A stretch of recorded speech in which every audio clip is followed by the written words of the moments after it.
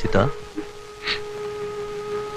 நீ போறதுக்கு அப்புறம் நான் இந்த உலகத்துல உயிரோட இருப்பேன் நான் நினைக்கிறேன்.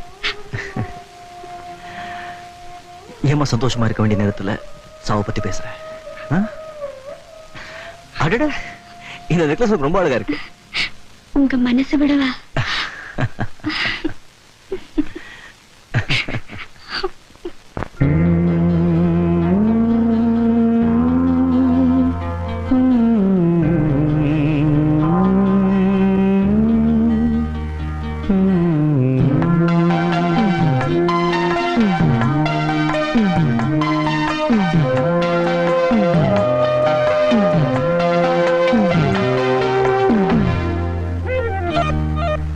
தாழம் பூவே வாசம்